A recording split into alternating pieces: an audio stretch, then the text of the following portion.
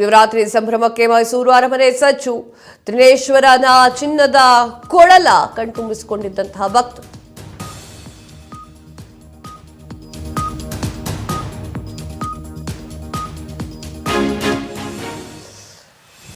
ನಾಳೆ ಶಿವರಾತ್ರಿ ಹಬ್ಬಕ್ಕೆ ಎಲ್ಲರೂ ಕೂಡ ತಯಾರಾಗ್ತಾ ಇದೆ.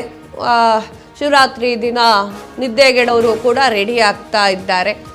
ಶಿವರಾತ್ರಿ ಸಂಭ್ರಮಕ್ಕೆ ಮೈಸೂರು ಅರಮನೆ ಸಜ್ಜಾಗಿದೆ. ತ್ರಿನೇಶ್ವರನ ಚಿನ್ನದ ಕೊಳಗ ಕಣ್ತುಂಬಿಸಿಕೊಳ್ಳಲು ಭಕ್ತರು ಕಾತುರದಿಂದ ಕಾಯ್ತಾ ಇದ್ದಾರೆ. ಬರೋಬ್ಬರಿ 11 kg ತೂಕದ ಚಿನ್ನದ ಈ ಒಂದು ಕೊಳಗ ಅರಮನೆಯ ಆವರಣದಲ್ಲಿ ಶಿವರಾತ್ರಿ ಆಚರಣೆಗೆ ಸಿದ್ಧತೆಯನ್ನ ನಡೆಸಲಾಗಿದೆ. ಶಿವರಾತ್ರಿ ಸಂಭ್ರಮಕ್ಕೆ ಮೈಸೂರು ಸಜ್ಜಾಗಿ ನಿಂತಿದೆ. ತ್ರಿನೇಶ್ವರನ ಚಿನ್ನದ ಕೊಳಗವನ್ನ ಕಣ್ತುಂಬಿಸಿಕೊಳ್ಳಲು ಭಕ್ತರು ಕಾತುರದಿಂದ ಕಾಯ್ತಾ ಇದ್ದಾರೆ. ನೋಡ್ತಾ ಇರಬಹುದು ಸ್ಕ್ರೀನ್ ಮೇಲೆ, ಅದೇ ಚಿನ್ನದ ಕೊಳಗ. ಇದನ್ನ ಕಣ್ತುಂಬಿಸಿಕೊಳ್ಳಲು ಭಕ್ತರು ಕಾಯ್ತಾ ಇದ್ದಾರೆ. ಇನ್ನು ಶಿವರಾತ್ರಿ ದಿನ ನಿದ್ದೆ ಕೆಡಬೇಕು, ಜಾಗರಣೆ ಮಾಡಬೇಕು ಅಂತ ಅಂದ್ಕೊಂಡಿರ್ತಾರೆ. ಆರಾಮಾಗಿ ಶಿವರಾತ್ರಿಯನ್ನು ಆಚರಣೆ ಮಾಡಿ, ನಿಮ್ಮ ನಂಬಿಕೆಗೆ ಹೇಗೆ ತಕ್ಕಂತೆ ಅದೇ ರೀತಿ ಶಿವರಾತ್ರಿಯನ್ನು ಆಚರಣೆ ಮಾಡಿ.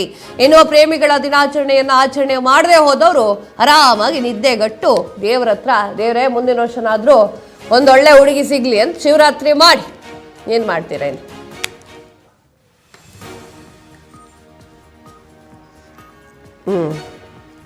ವಿಚಾರ ಏನು? ಶಿವರಾತ್ರಿಯ ದಿನ ಸಾಕಷ್ಟು ಜನ ಬೆಳಗ್ಗಿನ ಜಾವ ಸ್ನಾನ ಮಾಡಿ ಪೂಜೆ ಮಾಡಿ, ಕೆಲವೊಂದಿಷ್ಟು ಜನ ಉಪವಾಸ ಇರ್ತಾರೆ, ಒಂದು ತೊಟ್ಟು ನೀರು ಕೂಡ ಕುಡಿಯೋದಿಲ್ಲ. ಕೆಲವೊಂದಿಷ್ಟು ಜನ ಇದನ್ನು ನಂಬೋದಿಲ್ಲ, ಅವ್ರವ್ರ ನಂಬಿಕೆ ಮೇಲೆ ಬಿಟ್ಟಿದ್ದು.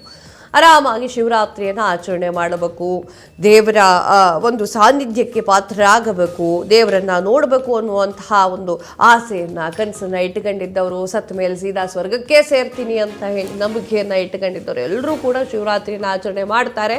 ಆರಾಮಾಗಿ ಶಿವರಾತ್ರಿಯನ್ನು ಆಚರಣೆ ಮಾಡಿ ಆ ದೇವರು ಒಳ್ಳೆಯದು ಮಾಡಲಿ. ಮೈಸೂರಿನಲ್ಲಿ ಎಲ್ಲವೂ ಕೂಡ ಸಜ್ಜಾಗಿ ನಿಂತಿದೆ. ನಾಳೆ ಶಿವರಾತ್ರಿ.